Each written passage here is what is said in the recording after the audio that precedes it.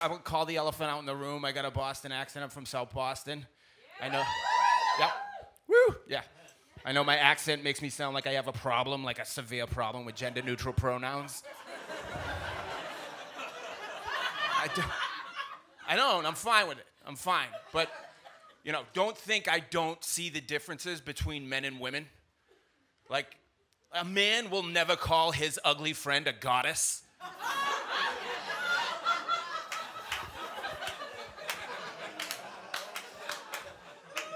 Oh my God, Bertha, your hair, that dress, you're a goddess.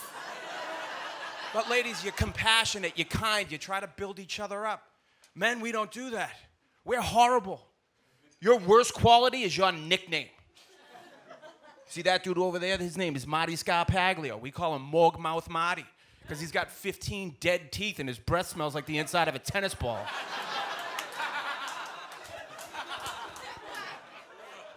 That guy over there, Chucky O'Houlihan. We call him Jesus because he's got a dad, but he's never met him or seen him, but he believes he's out there. And that guy over there that looks like Scotty Jankowski, he looks like he's leaning on the air. We call him Scotty Scoliosis. He's got scoliosis.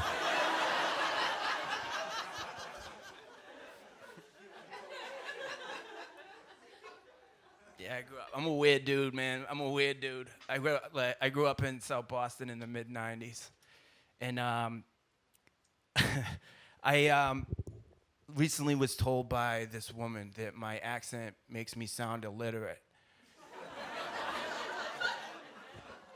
And it hurt my feelings because I got kept back in the 3rd grade because I couldn't read. I was illiterate.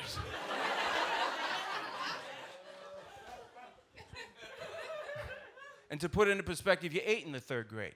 That's when you first start playing Little League. If you don't have an older brother, you still believe in Santa Claus. So I'm 9 in the 3rd grade, and I go through puberty full force. Full force, so weird. 9 years old, going through puberty. I was trying to hold it in. Like Michael J. Fox at the beginning of Teen Wolf when he's changing into the wolf. He's sweating. Like you're 2 blocks away from your house, you're sitting at a red light, and you got diarrhea, and you're on your toes, just like picking your ass up off the seat. I had a grown man's penis. You ever try to stuff a grown man's penis into a pair of Oshkosh bagoshes?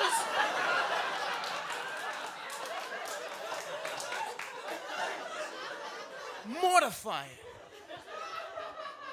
My voice started changing. When my voice started changing, it didn't do it like regular boys. I sounded like Bobcat Goldthwait. My teacher was like, Mr. Fontana, did you want to come to the front of the class and read your homework? I'm like, I'm going through something right now. Call on somebody else, man.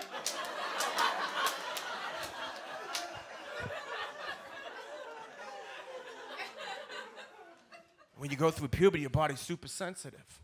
My body was like an Apple TV remote control. And I had a really pretty young teacher, and I had a crush on her. And she would walk up and down the aisles, checking people's homework, just seeing what people were doing. She put her hand on my shoulder. My lunch money shot out of my pocket like a confetti can.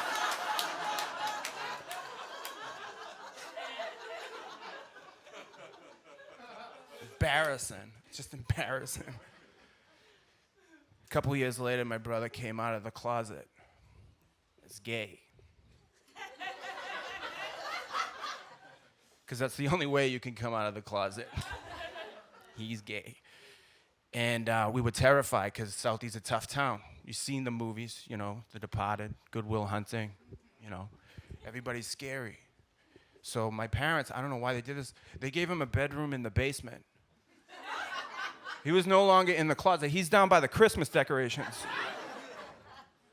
But growing up there, when you're from Southie, you're one of us. Like everybody accepted him, and we had nothing to worry about. But it didn't stop them from asking me ignorant questions.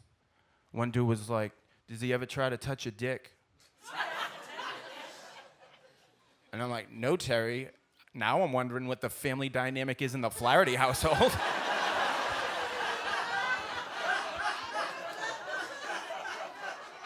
He's my brother, he's not your uncle.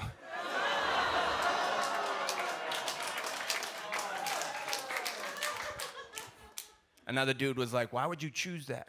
Why would you choose to be that way? Why would you choose that lifestyle? I'm like, it ain't a choice, you ignorant asshole. You either are or you're not. Born with a gay older brother.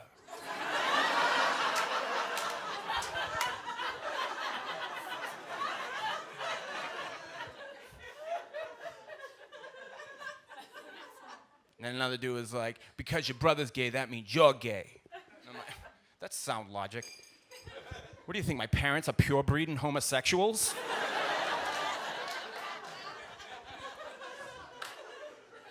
That would be a very interesting Dateline episode, wouldn't it? Lester Holt standing out in front of my parents' house.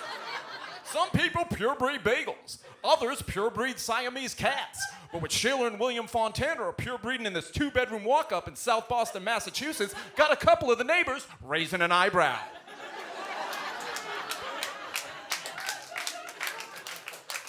It's my favorite thing about gay people. My brother, his friends, the way they describe things. The way they tell a story. It's just, their imaginations are so incredible. They have the most, descriptive adjectives. That's why I didn't delete Facebook. Because gay men memorialize dead celebrities better than anybody on the planet. Straight dudes, we're terrible, right? We're awful.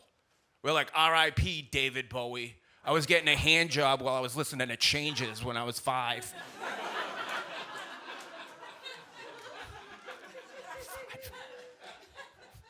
Not gay dudes. Gay dudes are the best. Gay dudes are like January 26, 1985, Baton Rouge, Louisiana. A confused and lonely young boy teaches himself how to play the violin in the driveway of a crumbling ranch house. His non-non and pop-pop were his caregivers, while his father, absent since birth, is on tour with an INXS cover band playing rhythm guitar, and his mother is in a rehab facility being cured off of Quaaludes and Seagram 7. A velvety cloud opens up over the boy and a purple rain showers on him, so he runs inside seeking shelter, grabbing his grandmother's wool gabardine jacket and laying stomach down on the living room carpet that reeks of manual labor and domestic violence. His plump sister Bertha bounds into the living room like a hippopotamus in a shallow pond and snaps on the 27-inch Zenith console television. The channel, MTV. Kurt Loder is finishing giving us our daily dish of world news when a music video begins and a man appears through a fog wearing purple and paisley, silk and satin, leather and lace. His words touch the soul of the young boy, and he no longer feels alone. He no longer feels afraid. He feels confident and seen. He imagines himself driving around in a little red Corvette, wearing a raspberry beret, partying like it was 1999. From that day forward, he was purple, he was paisley, he was silk, he was satin, he was leather, he was lace. That little boy was me, and that man was the purple one. Rest easy, sweet prince, because in heaven you have found an equal in God.